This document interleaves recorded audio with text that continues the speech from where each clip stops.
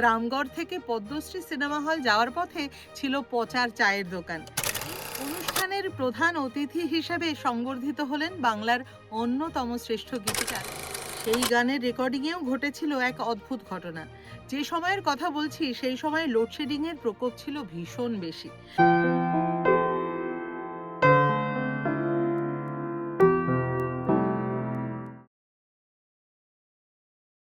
১৯৭২ সাল বাঁশদ্রোণী এলাকা সংলগ্ন খানপুরের উদয়তীর্থ ক্লাবে একটি জলসার আয়োজন করা হয়েছে। সেই জলসায় প্রধান অতিথি হিসেবে আমন্ত্রিত হয়েছেন স্বনামধন্য গৌরীপ্রসন্ন মজুমদার। গৌরীবাবুর বাসস্থান থেকে জায়গাটি খুবই কাছে। নির্দিষ্ট দিনে সঠিক সময়ে গৌরীপ্রসন্ন পৌঁছে গেলেন উদয়তীর্থ ক্লাবে। তার সঙ্গে রয়েছেন ৩ ছায়াসঙ্গী, কেদার চক্রবর্তী, অমল হালদার ও নিরঞ্জন দাস। যথাসময়ে অনুষ্ঠান শুরু হলো। অনুষ্ঠানের প্রধান অতিথি হিসেবে সংবর্ধিত হলেন বাংলার অন্যতম শ্রেষ্ঠ গীতিকার গৌরীপ্রসন্ন মজুমদার। বেশ কিছু উপহারের সঙ্গে উদ্যোক্তারা গৌরীবাবুর হাতে তুলে দিলেন রজনীগন্ধা ফুলের ২টি তোড়া। তারপর অনুষ্ঠান শেষে গৌরীবাবু বাড়ি ফিরছেন। সঙ্গে তার সেই ৩ অনুজ প্রতিম বন্ধু। ফুলের তোড়া ২টি রয়েছে নিরঞ্জন দাসের হাতে। নিরঞ্জনবাবু জিজ্ঞাসা করলেন, গৌরীদা, এই ২টো রজনীগন্ধা ফুলের তোড়া আমি বাড়ি নিয়ে যাব? গৌরীপ্রসন্ন একটু ভেবে শান্তভাবে বললেন, না, এগুলো নিয়ে যাস না। আমি কাল এর থেকেও দামি উপহার তোকে এবং তোদের দেব। সেদিন তারপর সকলে যে যার বাড়ি চলে গেলেন। পরের দিন আবার ৪ বন্ধুর দেখা নির্দিষ্ট আড্ডার ঠেকে। কোথায় ছিল সেই আড্ডার ঠেক? রামগড় থেকে পদ্মশ্রী সিনেমা হল যাওয়ার পথে ছিল পচার চায়ের দোকান। এই পচার চায়ের দোকানই ছিল গৌরীবাবুদের আড্ডার ঠেক। ওই অনুষ্ঠানের পরদিন বিকেলে পচার চায়ের দোকানের বেঞ্চিতে বসেই গৌরীবাবু পকেট থেকে বের করলেন গান লেখা কাগজ। নিরঞ্জন দাসের দিকে সেই কাগজ এগিয়ে দিয়ে বললেন, এই নে, উপহার দেব বলেছিলাম। ওই রজনীগন্ধা ফুলের থেকে এটা অনেক বেশি দামি। ওই ফুল তো দুদিনেই শুকিয়ে যাবে, এটা কিন্তু থেকে যাবে। একদমই ঠিক বলেছিলেন গৌরীপ্রসন্ন মজুমদার। সেদিনের সেই গানে পরবর্তীকালে অসামান্য সুর করেছিলেন নচিকেতা ঘোষ। সেই গান গেয়েছিলেন হেমন্ত মুখোপাধ্যায়। সেই গানের রেকর্ডিংয়েও ঘটেছিল এক অদ্ভুত ঘটনা। যে সময়ের কথা বলছি সেই সময় লোডশেডিংয়ের প্রকোপ ছিল ভীষণ বেশি।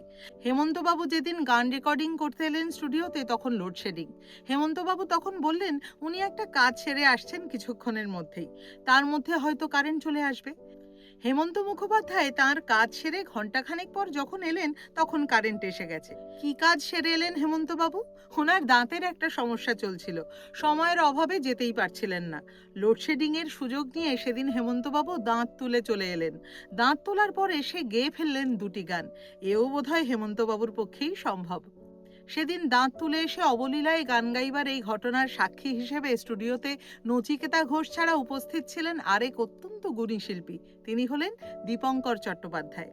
সেদিন গৌরীবাবুর লেখায় ও নচিকেতা বাবুর সুরে হেমন্ত মুখোপাধ্যায় যে ২টো গান গেয়েছিলেন তার একটি ছিল যদি জানতে চাও তুমি এ ব্যথা আমার, আর দ্বিতীয় গানটি ছিল সেই গান যা গৌরীবাবু লিখে উপহার দিয়েছিলেন অনুজ প্রতিম বন্ধু নিরঞ্জন দাসকে।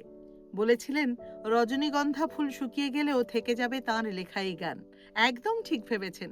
সেই গানটি হলো, এক গোছা রজনীগন্ধা হাতে দিয়ে বললাম চললাম, এক গোছা রজনীগন্ধা হাতে দিয়ে বললাম চললাম চললাম, বেশ কিছু সময় তো থাকলাম, ডাকলাম মন রাখলাম,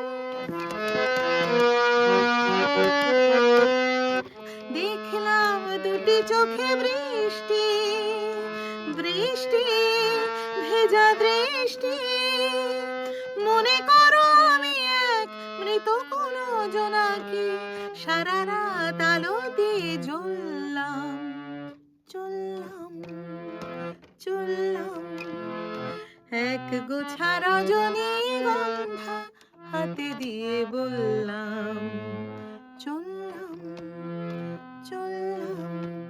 আজ তাহলে বিদায় নিচ্ছি। দেখা হচ্ছে পরের পর্বে নতুন কোনো কাহিনী নিয়ে।